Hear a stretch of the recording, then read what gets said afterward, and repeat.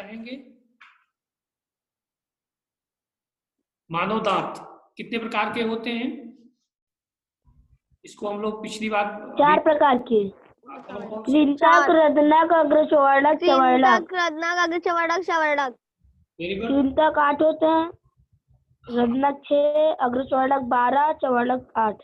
Very good. और इनका कार्य भी आपको पता होगा? Yes sir. कृंतक का कार्य है काटने का, रत्नक का कार्य है फाड़ने का, अग्रचवर्णक पीसने तथा चबाने का, चवर्णक पीसने तथा चबाने का। ठीक है, वेरी गुड। अब देखिए अगला टॉपिक आप लोगों का है जो कि हम लोग पहले भी इसको पढ़ चुके हैं कि मानव में पाचन कैसे होता है। ये अब अगले टॉपिक में आप लोग बुक में देखेंगे तो आपको मिलेगा वहाँ। देखिए हमारे शरीर में पाचन कैसे होता है ये आप अच्छी तरह जानते हैं और सगुन को भी पूरा तैयार होगा पाचन, क्योंकि हम लोगों ने इस पे प्रश्न किया था, मॉडल भी हम लोगों ने बनाया था। भूल गए सर। हाँ भूल गए हैं तो इसलिए तो याद करा रहे हैं, आपके टॉपिक आ गया है, याद कर लेंगे सर। लेकिन इतना तो आप याद कर लेंगे। इतना तो आप जानते होंगे कि हमारा पाचन कहाँ से शुरू होता है, ये तो आप बता सकते हैं? Yes sir. मुख से। मुख से। मुख में कौन सबसे पहले मुक्तारी नामक एंजाइम निकलती है जिसमें स्टार्च का पाचन होता है। नामक एंजाइम निकलता है और माल्ट को माल्टोज में बदल देता स्टार्च का पाचन करता है, मार्ग को माल्टोज में बदल और देता है। माल्टोज में बदल देता है। स्टार्च का पाचन मतलब माल्ट को माल्टोज में बदल देता है। उसके बाद भोजन हमारा उसके बाद भोजन हमारा भोजन नली से होते हुए आमाशय में पहुंचता है। गैस्ट्रिक ग्रंथि से बनी होती है। गैस्ट्रिक ग्रंथि से बने उसमें 3 एंजाइम निकलते हैं, एचसीएल, हाइड्रोक्लोरिक, पेप्सिन और rennin. HCL, pepsin, rennin. Protein को पेप्टोज में बदल देता है, पेप्सिन। ठीक है। उसके बाद बगल में हमारा यकृत है। यकृत हमारे शरीर की सबसे बड़ी ग्रंथि होती है। सबसे बड़ी ग्रंथि है। इसमें पित्तरस निकलता है जो पित्ताशय में पहुंचता है और यूरिया का निर्माण होता है। उसके बाद भोजन हमारे अग्नाशय में आता है।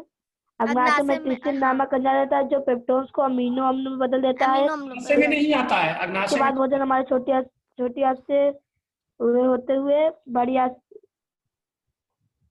चलिए अच्छा, हम लोग देखिए पहले तो आप लोग जानिए कि भोजन में हम लोग देखिए ये ऊपर आपको दिख रहा होगा मानव में पाचन में सबसे पहले हम क्या करते हैं, भोजन को अंतर्ग्रहण करते हैं कि नहीं, फिर क्या होता है, पाचन होता है, फिर अवशोषण होता है, फिर स्वांगीकरण होता है, फिर बहिक्षेपण होता है।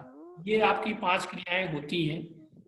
अंतर्ग्रहण का मतलब हम लोग पहले भोजन मुख से लेते हैं, ठीक है, पाचन क्रिया शुरू होती है मुंह से ही शुरू हो जाती है, आमाशय में, फिर छोटी आंत में पहुंचता है, फिर छोटी आंत में अवशोषण होता है कि नहीं, खाना सबसे ज्यादा देर कहाँ तक रहता है, छोटी आंत में रहता है, छोटी आंत में, और वही भोजन का पूरा अवशोषण होता है।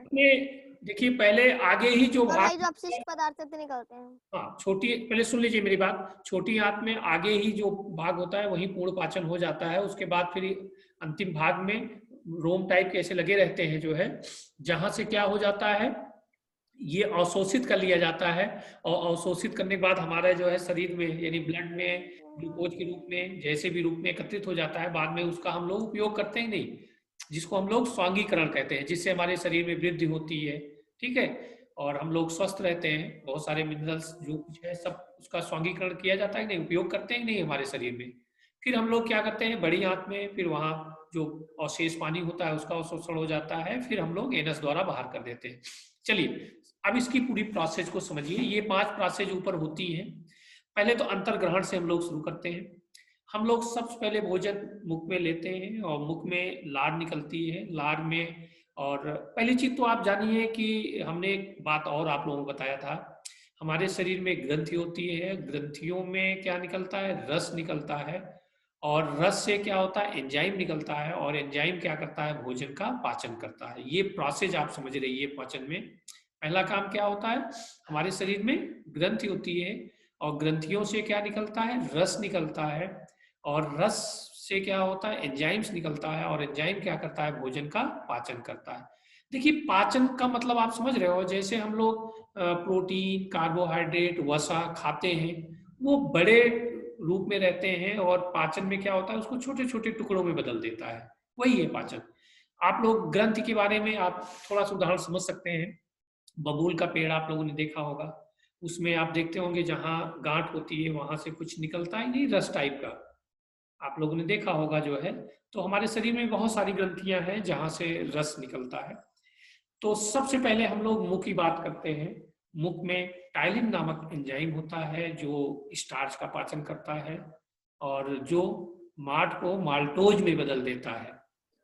तो यहाँ हमारा एक काम हो गया, यानी मुख में माल्टोज में बदल देते हैं। हाँ। फिर मुंह से देखिए हमारा फिर खाना कहाँ पहुंचता है, अमाशय में पहुंचता है। अमाशय की अंदर की दीवारें आप जान रहे हैं, गैस्ट्रिक ग्रंथि, जिसे जठर ग्रंथि भी बोलते हैं हम लोग, गैस्ट्रिक ग्रंथि से बनी होती है। अभी यस सर। बेटा शांत रहो प्लीज, मेरी बात पूरी सुन लो।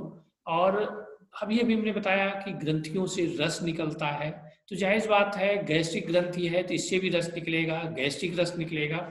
और उसमें से क्या निकलता है, एंजाइम्स, मैंने बताया एंजाइम निकलता है। तो यहाँ देखिए दो एंजाइम आपको दिख रहे होंगे, पेप्सिन और रेनिन, और एक अम्ल निकलता है यसीएल। तीनों का काम अलग अलग है। यसीएल का काम क्या है कि भोजन को सड़ने से और जो जीवाणु हमारे रोगाणु होते हैं उनको क्या करता है, ये नष्ट कर देता है। पेप्सिन क्या करता है, ये प्रोटीन को पेप्टोन्स में बदल देता है। पेप्सिन क्या करता है, पेप्सिन नामक एंजाइम ये प्रोटीन को पेप्टोन्स में बदल देता है। और रेनिन क्या करता है, ये मुख्यतः दूध का पाचन करता है, दूध को क्या करता है, दही में बदल देता है। और ये बच्चों में ज्यादा मात्रा में पाया जाता है रेनिन। जैसे जैसे उम्र बढ़ती जाती है रेनिन एंजाइम्स की मात्रा कम होती जाती है। इसलिए आप देखते होंगे कि बच्चे दूध का पाचन बहुत आसानी से कर लेते हैं और जैसे जैसे बड़े हो जाते हैं लोग दूध का पाचन कम कर पाते हैं।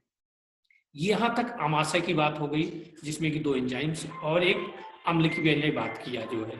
यहाँ प्रोटीन क्या हो रहा है, पेप्टोन्स में बदल जा रहा है। फिर मैंने आप लोगों से बात किया था कि बगल में देखिए आपको यकृत, जिसको हम लोग लीवर बोलते हैं, ये हमारे शरीर की सबसे बड़ी ग्रंथि है। यहाँ यूरिया का निर्माण होता है और ये क्या करती है, यकृत हमारे भोजन में जो विषैले भाग होते हैं उसको ये नष्ट कर देती है। और इसमें विटामिन वगैरह भी रहती है, जो है पहले से भी रहती है, और जो विटामिन का संचित होती है यहीं पर होती है। अब देखिए यहाँ से पित्त रस भी निकल रहा है और बगल में हमारा पैंक्रियाज यानी अग्नाशय है। अब देखिए यहाँ से भोजन जब हमारे अमाशय से निकलेगा फिर ये छोटी आंत की ओर चलेगा। तो छोटी आंत के मुंह के पास ही अग्नाशय से ट्रिप्सिन नामक एंजाइम्स निकलता है और इधर से पित्त रस निकला यकृत से।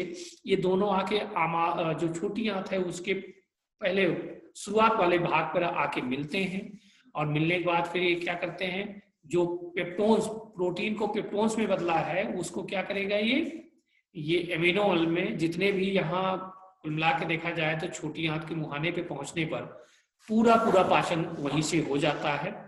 और उसके बाद फिर हमारा भोजन हमारे छोटी आंत में सबसे ज्यादा देर तक, ज्यादा समय तक रहता है और इसके अंतिम भाग तक पहुंचने पर हमने अभी आपसे बताया ना कि इसका अवशोषण हो जाता है। जो भी हमारे ये पोषक तत्व, ये सब चीजें हम लोग जो खाए रहते हैं ये हमारे शरीर में चला जाता है, अवशोषित हो जाता है। फिर बाद में उसका स्वांगीकरण, उसका उपयोग करती है शरीर। फिर यहाँ से फिर बड़ी आंत में भोजन पहुंचता है, जो कि अवशेष जल वगैरह होता है वो यहाँ अवशोषित कर लिया जाता है। फिर हमारा भोजन बड़ी आंत से होते हुए एनस में पहुंचता है, फिर हम वहीं से उसको बहिष्क्षेपण कर देते हैं यानी बाहर निकाल देते हैं। तो ये आप लोगों की एक सूक्ष्म